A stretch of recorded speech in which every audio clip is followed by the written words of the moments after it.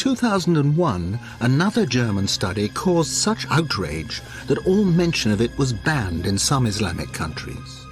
A book appeared written by an expert in early Semitic languages. It was so controversial that the author published under a pseudonym and will only speak on condition that his identity remains concealed. So gesehen ist es unbedingt erforderlich.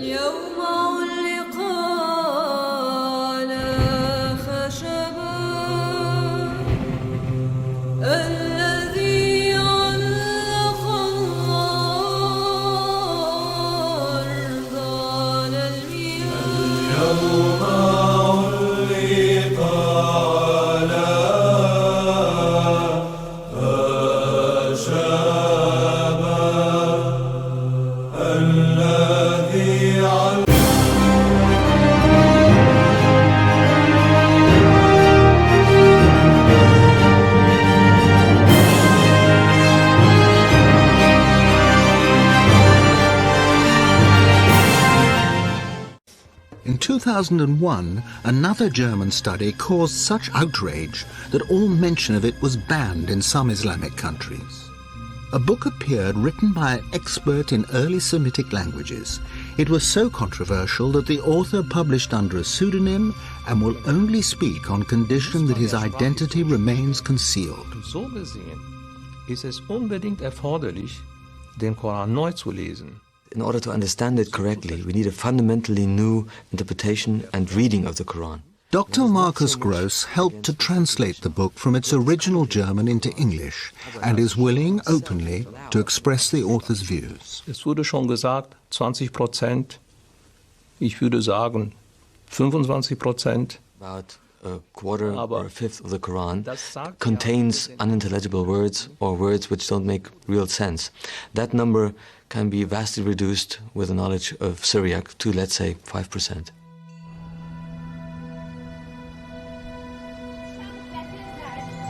Syriac, or Syro Aramaic, had become one of the dominant languages of Christian liturgy by the 3rd century.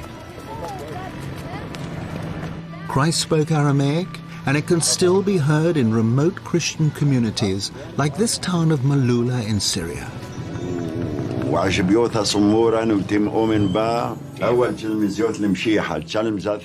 at the time of Muhammad, Syro Aramaic was the major written and cultural language of the whole region. Written Arabic was in its infancy. Wir haben bis zum Koran einige Inschriften. There are pre-Islamic inscriptions in Arabic, very short texts, but the first real book written in Arabic is the Quran. But you're saying the Quran is written in 2 languages. Ja, ich würde sagen, es gibt ja kaum eine Kultursprache. In many areas in the world, languages mix constantly, all the time. Denn to make it understandable to a speaker of English, you have to go back about 1,000 years. Imagine the Anglo-Saxon peasant talking to his master, who was a Norman and spoke a mixed language of French and an Anglo-Saxon. And you could only understand that mixed language with a knowledge of both. Muslim scholars of the past had the confidence to acknowledge foreign words in the Quran. In the 10th century, Al-Tabari, one of the most respected commentators, identified Hebrew, Latin, Greek, Persian, Abyssinian, and Syriac words. The difference, though, is that Luxemberg is claiming new meanings that have never been suggested before. How can one German professor challenge the collective judgment of more than 1 billion people, and on what basis? What method does he use? Ich bin natürlich bemüht, zunächst einmal eine arabische Lesung und eine arabische. Whenever I try to find a solution for an unclear passage, the first step is to try to find an overlooked meaning of an Arabic word which is not used today, but which can be found in old dictionaries, something that the commentators didn't consider. Only if that is not possible, I take into consideration the meaning of the root, of the corresponding root in Syriac, or a possible misreading. Misreading in this case means that undotted text was dotted wrongly. Then there's also the possibility that a Syriac letter was by mistake written within an Arabic text. Using these methods, Luxenberg examined some of the most obscure passages of the Quran. After Mary has given birth to Jesus, in the Arabic Quran, the archangel says to her, "Be not sad, your Lord has placed a little river beneath you." In Luxemburg's version, "Be not sad, your Lord has made your delivery legitimate."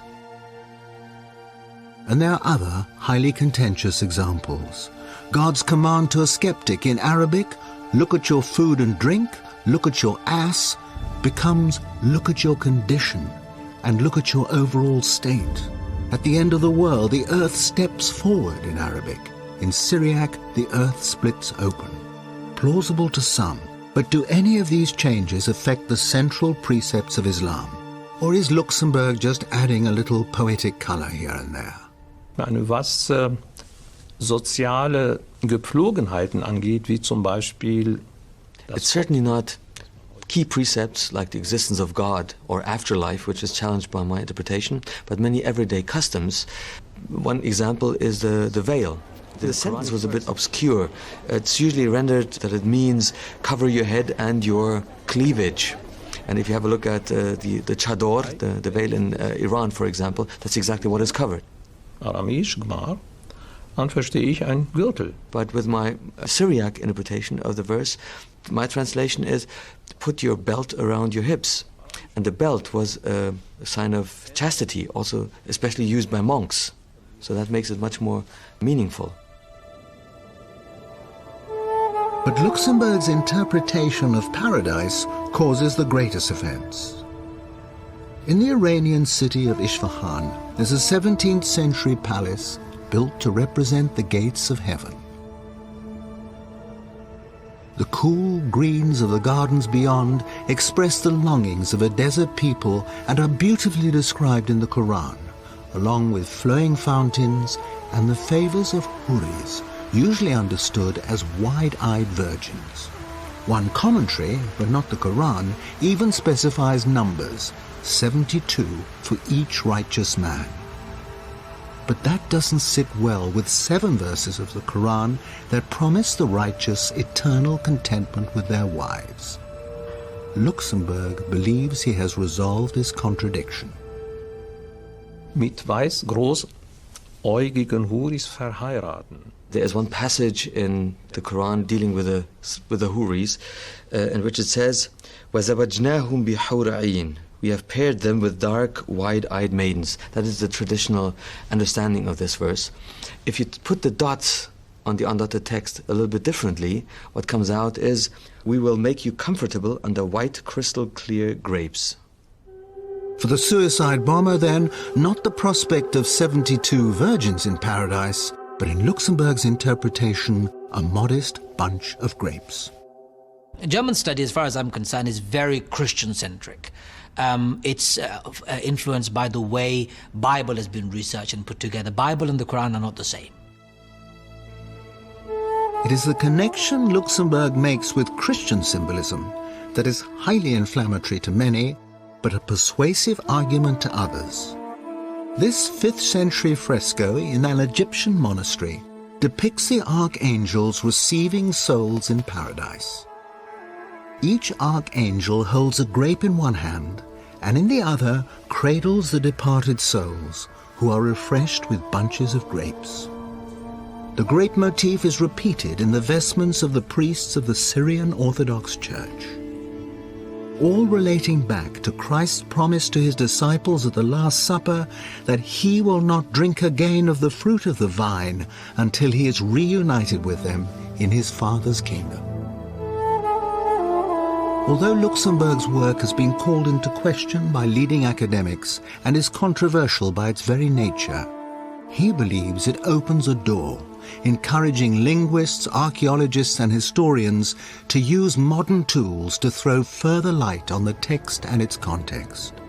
For some Muslim scholars, that is in the Quranic spirit of free inquiry and no threat to those who are robust in their faith. Yes. Thank you for having me again. I will talk about the verse which is the most crucial verse in the Quran that says that Jesus, he was not crucified. But let me jump right into the Aramaic reading of this verse. The Aramaic reading is from Gabriel Sauma, and he wrote a very important book that everyone should buy. And I will send you the link so that you can attach it in the comments. Let's look at what the verse says. I will read right from the website. The Quranic conjuncture waw, which is W, in the word wama, is similar to Aramaic W, meaning so then. And in the Akkadian, it's you. The Quranic word wama has been interpreted erroneously as did not. Syriac wamu or wama, of course, as you remember, the Western and the Eastern dialect, is an interrogative pronoun, means what. Are you following me here? Yeah, absolutely. Yes, even in Arabic we say ma. Ma could mean not or what. So here he is suggesting that what, not.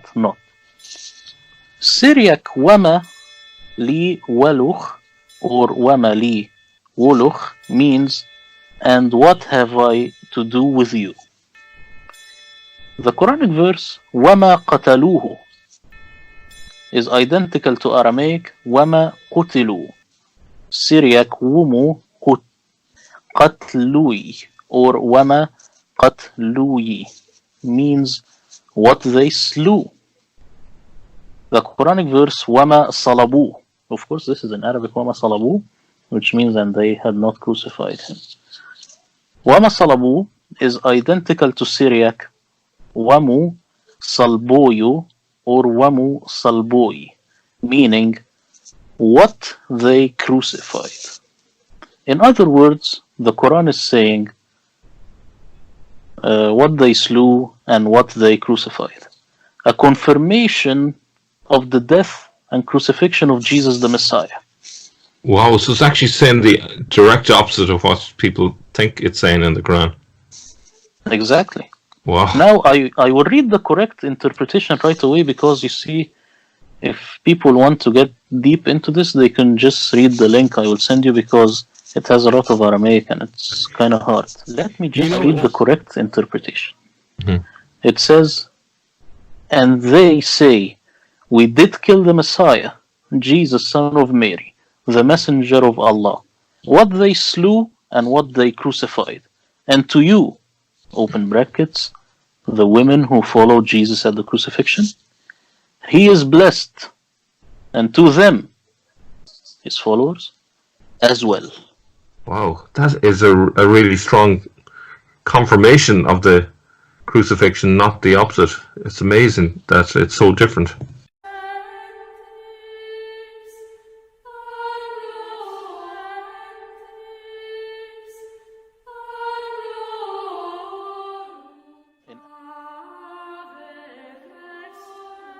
In Arabic, when they Arabize the text, it means what? And they did not slew him, and they did not crucify him, and what? And you know, we all know this, but I'm not sure how they say it in English. Yeah, it might be that by that stage they decided to go against it, because if the Quran was being put together around the time of Abdul Malik, and there seems to be a growing sort of anti-Christian element under his reign, that they intentionally changed it to a different meaning. I want to add something very important.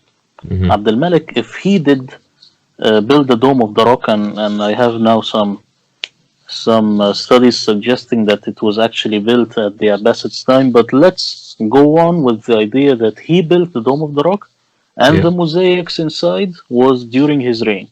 You have to notice something. It does not have this verse in the mosaics. It is only against Trinity, but it's not against crucifixion, because it did not cross their minds at that time when they read it in Syriac. Yeah, wow. I never realized that, actually. Yes, the mosaics, something very crucial, they don't have that he was crucified, because as you see, the verse in Syriac, it just means that he was crucified. And something else, it does not have the verse of Muhammad ascending to heaven. When this should be like the most important verse, it's not on the mosaics. Yeah. So the mosaics is only against Trinity. Yeah, yeah. It's a peek into that moment in time, and obviously the Quran hasn't fully been formulated at that point. If you look at how they interpreted this verse, you will find that they have like erroneous, multiple interpretations that suggest that these people, they really didn't know what they were talking about. Sometimes they say someone called Titus got crucified and not Jesus. Sometimes they say Jesus was only his soul was crucified, and something like very silly stuff, and they don't know. And this suggests that these people really didn't know Syriac, and they didn't know what they were talking about. But with time, it came that they just don't know, that they hated Christians, and they put this verse in this manner once and for all. Yeah, yeah. Then it's set, it's like concrete. It became the standard interpretation. Yes, it was ignorance in the beginning, because if you read Al-Tabari, you will find that he is much more liberal than someone who interprets the Quran today, because he says like all the opinions, and he doesn't know himself what's the real opinion. But now it's only one interpretation, and it's usually the most violent one. Yeah, it's interesting.